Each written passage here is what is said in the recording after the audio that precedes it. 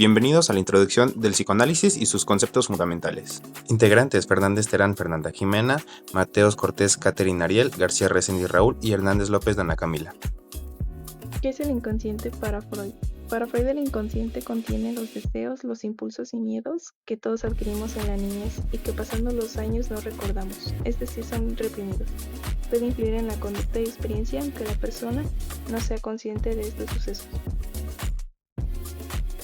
Formas en que se manifiesta el inconsciente. El inconsciente puede manifestarse a través de los sueños, chistes, actos fallidos como lapsus, por ejemplo, decir el nombre de tu exnovio a tu pareja actual, e incluso otras acciones que no se comprenden racionalmente. Importancia del inconsciente en la conducta humana. Su importancia está principalmente en el almacenamiento de acciones, deseos y miedos, las cuales sirven para comprender mejor al paciente y llegar a una solución más acertada. Por ejemplo, una persona dejó de sentirse nerviosa al platicar en reuniones porque en terapia descubrió que de niño criticaban sus argumentos cuando opinaba. Fundó la teoría psicoanalítica bajo la idea de que la mente humana opera en 3 niveles: el consciente, preconsciente e inconsciente. El consciente es la parte de la mente donde operan los pensamientos, emociones y deseos de lo que somos plenamente conscientes en un momento determinado. Por ejemplo, si escuchas tu canción favorita y sientes alegría, esa emoción es parte de tu consciente en ese momento. El preconsciente parte de la mente donde se guarda la información que aunque no está activa en ese momento, podemos acceder a ella fácilmente con un poco de esfuerzo. Por ejemplo, si alguien te pregunta de tu maestro de 6º grado, es probable que no estés pensando en ello en ese momento, pero puedes recordar fácilmente su nombre y algunas anécdotas cuando te las mencionan. En el inconsciente se encuentran deseos, recuerdos reprimidos e impulsos sexuales, que no son accesibles directamente. En el inconsciente vamos a encontrar las creencias, prejuicios y normas de conducta que están arraigadas en el individuo e influyen en su forma de actuar sin que sea plenamente consciente de ellas. Por ejemplo, los sueños son considerados una vía de acceso al inconsciente donde se expresan los deseos reprimidos de forma simbólica. Ahora hablaremos de la teoría de Freud sobre el yo y el superyo.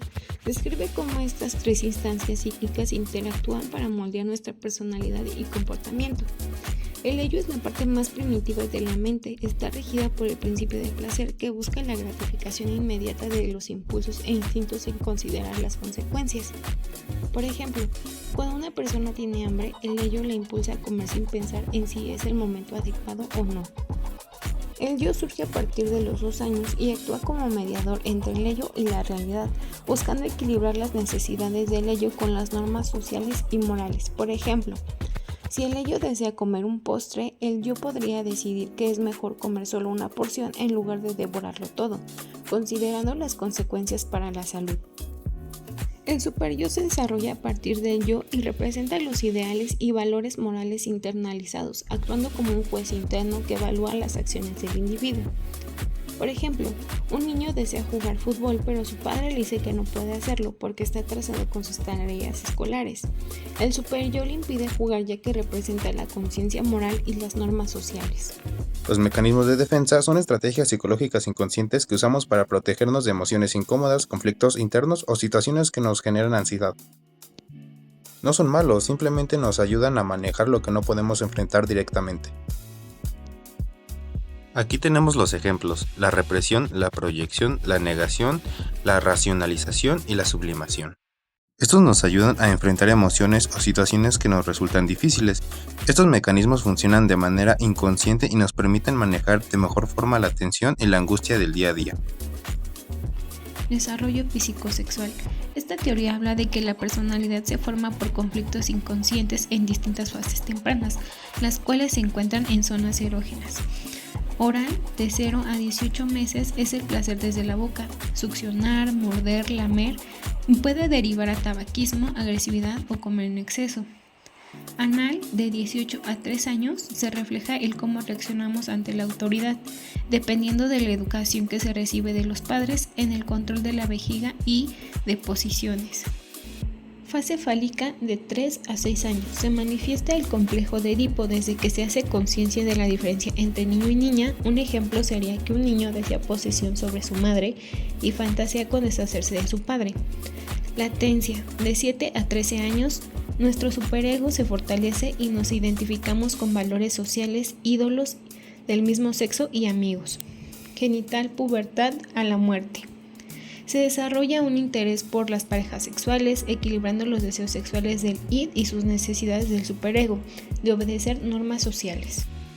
Para el método psicoanalítico es fundamental que el paciente sea invitado a decir todo lo que le venga a la mente sin restricciones ni consideraciones sobre el contexto de esencia, vergüenza o culpa. Luego, el analista va a hacer interpretaciones sobre el aquí y el ahora de la transferencia, esto para tener un nuevo entendimiento sobre el sufrimiento del paciente que va apareciendo. Esto se hace gracias a un marco terapéutico estable con encuentros regulares, horarios fijos y reglas claras que proporcionan seguridad y contención para la exploración psíquica profunda.